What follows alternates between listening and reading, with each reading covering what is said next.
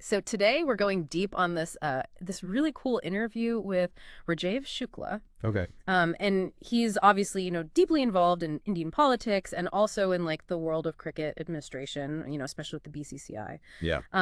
And we got this YouTube interview you shared with me where he just kind of talks about everything, Right. like from Coldplay concerts and, like even celebrities to like, the inner workings of the BCCI and just like where he thinks Indian cricket is going. Yeah. And so I think it'd be really interesting to try to pull out some of the most insightful and surprising stuff, Yeah. just to get a sense of like Yeah. his perspective and, kind of how he sees all this stuff, because it's a pretty unique position to be in. Yeah. I mean, what's striking right off the bat is like how he kind of, moves between these different worlds. Yeah. You've got politics and then you have cricket, which is huge in India.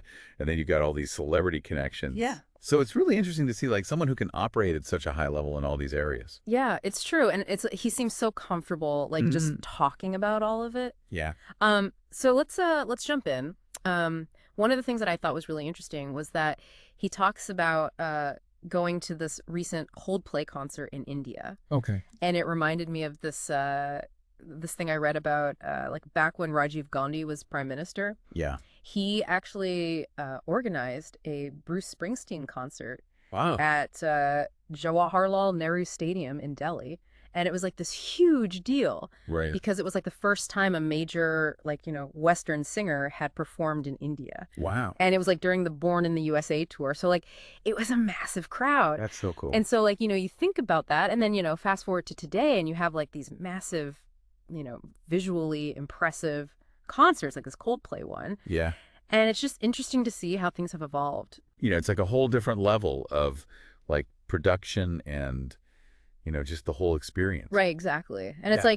like, audiences today, they expect a lot more. Yeah, totally. Yeah. But anyways, like going back to this Coldplay concert, he actually talks about meeting Chris Martin's father, Oh, wow. which I thought was really interesting. It Yeah. sounds like it was a very brief interaction. It's just kind of a quick intro. Mm. But, it just shows like the connection that Chris Martin has to India. Yeah. And Shukla even uses the opportunity to debunk this rumor he'd heard about the band breaking up.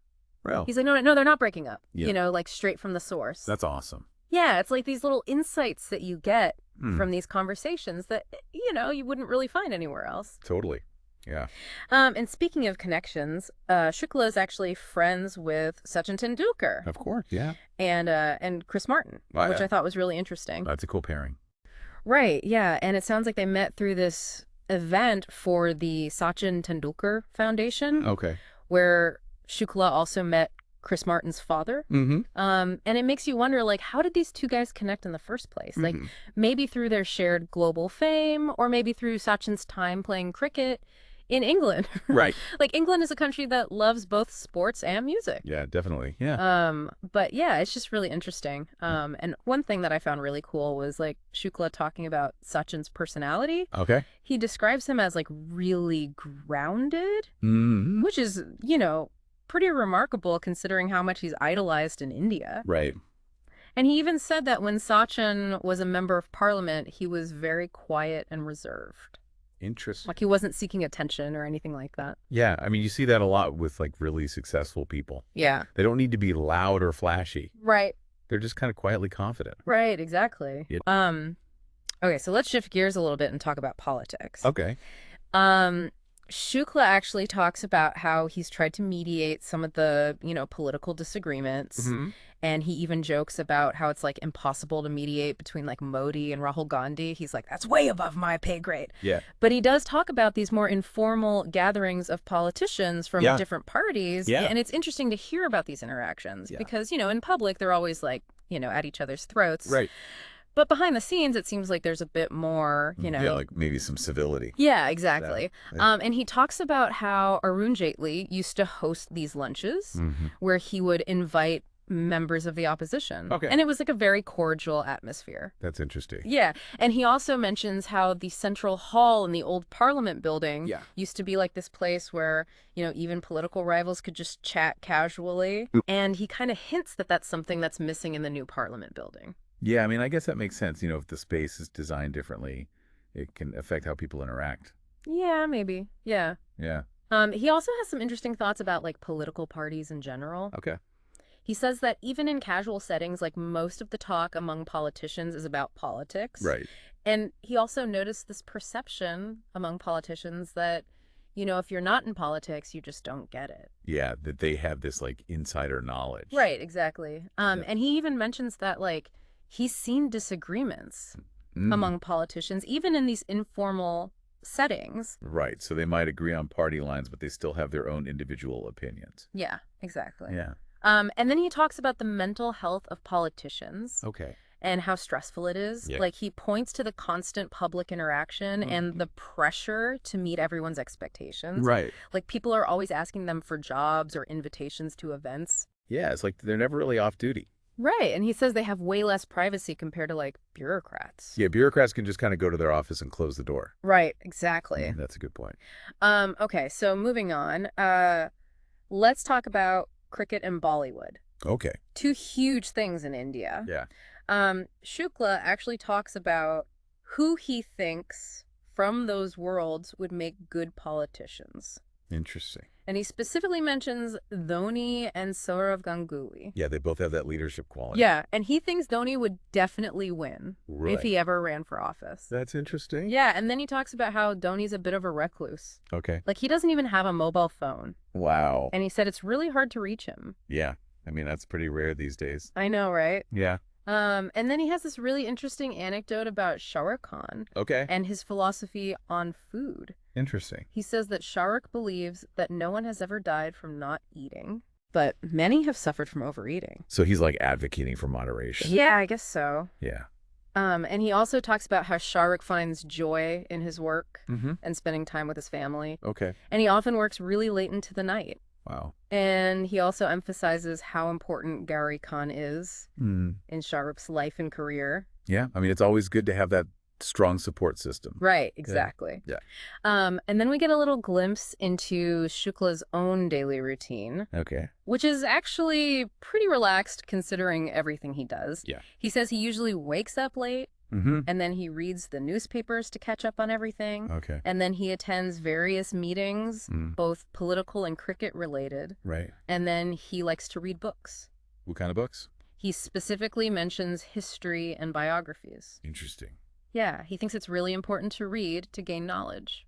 Yeah, I mean, I agree. Reading can teach you a lot. Yeah, for sure. Yeah. Okay, so then the conversation shifts to talking about some other prominent figures. Okay. He starts by praising Ravi Shastri, Okay. who was the coach of the Indian cricket team for a while. Mm. And he says that Shastri was really successful because of his positive attitude, Okay. his fairness towards the players, and his great communication skills. That makes sense. Yeah. And he also highlights how Shastri contributed to the IPL Governing Council Yeah. without even taking a salary. Wow. Yeah, he was just doing it out of passion for the game. That's really cool. Yeah. Yeah. And Shukla even jokes about maybe joining Shastri in the commentary box someday. That would be fun to see. Yeah, that would be cool. Yeah. And then there's this really interesting story about Sachin Tendulkar and the captaincy. Okay. So apparently Sharad Pawar, Yeah. who's this powerful figure in Indian politics and cricket, Mm. he really wanted Sachin to be captain. Okay. But Sachin turned him down. Wow. Yeah, he said he was happy to play under anyone, even a younger player. But he just didn't want to be captain himself. Interesting. Yeah, and so that's how Dhoni ended up becoming captain. Right. And Shukla says that the board saw something in Dhoni, Mm. like his maturity and his calm temperament Okay. and the way he interacted with his teammates. Yeah. I mean, Dhoni was a very successful captain. Yeah, he really was. Yeah. Okay, so then Shukla talks about some of his favorite cricket memories. Okay. And he brings up the NatWest Series final against England, Oh, yeah. which India won. Yeah, that was a classic. Right. And he specifically mentions the opening partnership between Ganguly and Sehwag. Yeah, they were on fire. Right. And then he talks about how they celebrated Oh, with yeah. a team dinner at the Four Seasons. Nice. And then they went to see this Bollywood play called Bombay Dreams. That's cool. Yeah, it sounds like it was a really fun night. Yeah. But even more interesting is his account of the 2004 tour to Pakistan, Okay. which was like a really big deal Yeah. because of the political situation between the two countries. And Shukla was actually instrumental in organizing this tour. Wow. Yeah. He had to talk to like Musharraf and the Pakistani prime minister. That's intense. Yeah, and he said the Indian players were really apprehensive at first, like they were worried about security. Yeah, that's understandable. Yeah, and even Advani, who was the deputy prime minister at the time, he was hesitant about the tour. Okay. But Vajpayee, who was the prime minister, he was adamant that it should go ahead. Wow, so it was like a really high-level decision. Yeah, it was. Yeah. And Shukla talks about all the security briefings they had and how Musharraf promised to encourage the Pakistani crowd to support India. Wow. And then he talks about this incredible moment when Sonia Gandhi and her children arrived in Karachi. Yeah. There were like thousands of people at the airport to welcome them. That's amazing. Yeah, it's just a really powerful story. Yeah, it really shows the power of sports to like transcend politics. Yeah, exactly. Yeah. So then he talks about the future of India-Pakistan cricket. Okay. And he says that bilateral series are definitely possible, But it depends on government approval. Right. And he makes this really interesting point. He says that like the political tension between the two countries, it doesn't really reflect the actual relationship between the people, right? Especially the cricket fans. Yeah, like they just want to see the two teams play. Right, exactly. Yeah. And he also suggests that they could maybe play at neutral venues. Yeah, that's a good idea. Yeah, it could be a way to bypass the political hurdles. And then he addresses the issue of Pakistani players in the IPL. Okay. And he says that while Pakistani commentators and umpires have been involved, the decision to include players is ultimately up to the IPL franchises. Okay. And he kind of hints that it's unlikely to happen anytime soon. Yeah, given the current situation. Right. Yeah. And then he talks about the potential expansion of the IPL. Okay. And he's very open to it. He even mentions the possibility of an overseas edition. Wow. Yeah, he says there's a growing appetite for cricket in places like the UAE, Qatar, Saudi Arabia, and even the USA. That's interesting. Yeah, and he points out that the BCCI is becoming more and more influential in global cricket. Yeah, I mean, they're a powerhouse. Right. Yeah. And then he reminisces about Sri Lankan cricket and how much he admired players like Sanath Jayasuriya and Dilshan and Jayawardene. Yeah, they were a great team. Yeah, and he's kind of puzzled by the current state of Sri Lankan cricket, like what's going on with their administration. Right. But he specifically remembers their aggressive batting. Yeah. Especially in the first 15 overs. Yeah, they would always come out swinging. Right, exactly. And then he has this really funny story about Tim Cook, the CEO of Apple, and how he wanted to go to an IPL match in Kanpur. Wow. Yeah, and it was a bit of a logistical challenge, but Cook eventually made it. And Shukla showed him around and introduced him to Kanpur Chet. Cool. Yeah. And then he even arranged for Cook to meet Sanjay Dutt. Wow. Yeah. The Bollywood actor. That's awesome. Yeah. And Shukla says that the crowd went wild. Yeah, I bet. Like they were more excited about Sanjay Dutt than Tim Cook. That's hilarious. I know, right? Yeah. Okay, so then he addresses this concern that some people might have about the dissolution of IPL teams and how that might affect fan loyalty. Right. And he explains the retention policy, which allows teams to keep some of their key players. Okay. So there's still some continuity for the fans. Oh, that makes sense. And he also points out that team dissolutions can actually be a good thing. How so? Because it can balance out the talent across the league and give opportunities to new players. Right. Like he mentions Rinku Singh, who benefited from that. Yeah, that's a good point. And then he briefly mentions meeting Gwyneth Paltrow at a pre-IPL event and how she got a briefing about cricket. Cool. Yeah, and he also talks about meeting Will Smith at an HT Summit dinner, and he says Will Smith was really friendly. That's nice. Yeah. Yeah.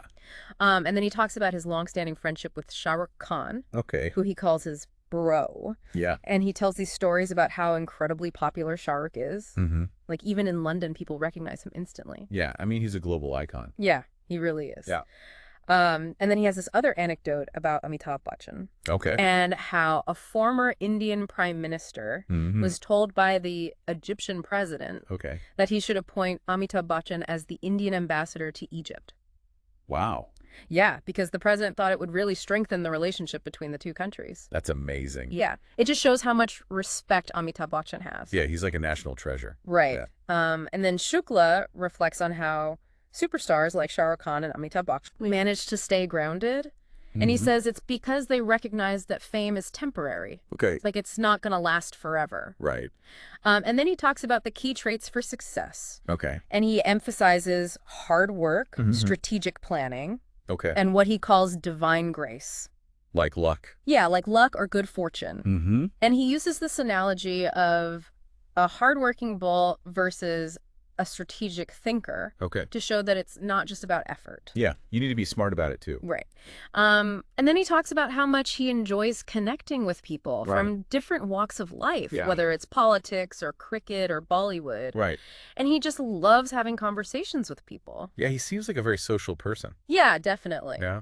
And he's been involved in so many things, Right. like the BCCI politics, the media. Yeah. And it's really made him a central figure. Yeah, he's definitely well connected. Yeah. Yeah. And then he talks about how he actually enjoyed being interviewed. Oh, that's interesting. Yeah. He said it was a nice change of pace Mm-hmm. to just answer questions for once. Yes, I can imagine. Yeah. Yeah. And then he goes back to his journey with the BCCI. Okay. And he talked about how passionate he's been about cricket administration Mm. since like 1991. Wow. Yeah, and back then, Kanpur's Green Park Stadium Yeah. was one of the only test match centers in India. Wow. Yeah, and he tells these stories about how he used to sneak into matches as a student. That's awesome. Yeah, and now he gives out free tickets to underprivileged kids. That's really cool. Yeah, so they can experience the game. Yeah, that's a great way to give back. Yeah. Yeah. And he also remembers going to this MCC dinner at Lord's Okay. and meeting Tony Lewis. The former England captain. Yeah. Yeah. And then he gives us a glimpse into the Indian dressing room Okay. back when he was the manager. Mm-hmm. And he talks about the camaraderie among players like Ganguly and VVS and Sachin and Yuvraj and Kaif. Yeah, they were a great team. Yeah, they were. Yeah. And he also mentions that he had to implement some disciplinary measures, Okay. like fining players who were late for the bus. Right. And then he talks about how money has changed cricket. Okay. And he says that while there's still brotherhood among players, Mm-hmm. the competition for spots is much more intense. Yeah, because there's so much money at stake now. Right. Yeah. And he says that the Indian team has a high turnover, Mm-hmm. like almost 50% every 5 years. Wow. Yeah, because everyone's fighting to stay in the team. Yeah, there's a lot of pressure. Yeah. Yeah. And then he talks about the qualities of successful cricketers, Okay. and he mentions reflexes, Mhm. focus, natural talent, Right. dedication, and discipline. Yeah, those are all important. Yeah. And he uses Sachin and Dhoni as examples. Yeah, great example. Right. Yeah. And then he names some younger players who he thinks have a bright future. Like who? Guys like Yashavi Jaiswal and Tilak Varma Okay. and Reddy and Shubman Gill, Mm-hmm. Rishabh Pant Kuldeep Yadav, Okay. Samir Rizvi, Joel Washington Sundar. Wow, that's a lot of names. Yeah. Yeah. And he also thinks KL Rahul could fill Pujara's role Okay. as a test batsman. Interesting. Yeah. Yeah. And then he encourages people who are passionate about cricket, Mm-hmm. but not necessarily players, Yes. to consider careers in the BCCI, Okay. like in the administration side. Yeah. And he says there are opportunities there, Uh-huh. even if you start in an honorary role. Right. And he talks about how rewarding it is to be involved in the decision making. Yeah, I see that. Yeah. Yeah. And then he lists his favorite cricket stadiums. Okay. He mentions Mohali Okay. and Green Park in Kanpur, Mm-hmm. and then Narendra Modi Stadium in Ahmedabad. Okay. And of course, Lord's. Mecca of cricket. Right. Yeah. And then he talks about watching India-Australia matches. Okay. And he jokes about how every Indian thinks they're a cricket expert. Yeah, that's funny. And he emphasizes the importance of seeing the bigger picture Mm-hmm. rather than just focusing on individual moments. Right. And he also talks about how he feels bad for players who get criticized, Yeah. especially for things like dropped catches. Yeah, I mean, they're under so much pressure. Right. Yeah. And then he has this funny bit Talk it about Travis Head, Yeah. the Australian batsman, Uh. and how he sometimes wishes Head would be banned from playing in India. Uh-huh. Yeah, because Head scores so many runs against India. Yeah, he's been a thorn in their side. Right. But he's obviously joking. Yeah. He's just expressing his frustration as a fan. Yeah, I get it. Yeah. Yeah. And then finally, he talks about this idea Okay. of an official BCCI cricket video game. Oh, wow. Yeah, with licensed players. It's like a FIFA for cricket. Right, exactly. Cool. And he acknowledges the potential business model Yeah. and how it could generate revenue for retired players. And he says that there have been discussions about this in the past, Okay. but they didn't really go anywhere. Why not? Partly because of concerns about gambling. Right. But he agrees that the BCCI should take the lead on this Yeah. to prevent unauthorized games from popping up. Right. And he even mentions that Modi is interested in the idea. Wow. Yeah, so it's definitely something that could happen in the future. Yeah, that would be really cool. Yeah. Yeah. And then he briefly mentions some new cricket stadiums that are being built in India. Like where? One in Benares that's designed around Lord Shiva, Wow. and maybe one in Andhra Pradesh. Cool. Yeah. Yeah. Well, that was a lot. Yeah, he covered a lot of ground. Yeah, he really did. Yeah. But it was really fascinating. Like, we Yeah. got to see all these different sides of him and learn about his experiences with celebrities and the inner workings of cricket administration and just his overall perspective on Indian cricket. And, you know, one thing that really stood out to me was how he always brings it back to the human element. Yeah. Like, even when he's talking about these high-profile people, he focuses on the personal connections and the relationships. Yeah, he's a good storyteller. Yeah, he is. Yeah. So here's a question for you. Okay. Like, we talked about this video game idea Yeah. and how popular cricket is in India and how dedicated the fans are. Yeah. Do you think that, like, involving the fans more, Okay. like through initiatives like that, or even giving them more say in how the game is run, Okay. could actually change the future of cricket? That's an interesting question. Yeah. I mean, it would definitely make the fans feel more connected to the sport, Right. and it could lead to some really innovative ideas. Yeah. Yeah, it's definitely something to think about. Yeah, for sure. Yeah. Well, I think that's a good place to leave it. Yeah. Thanks for sharing that interview. It was really cool. Yeah, no problem. Until next time. See ya. Bye.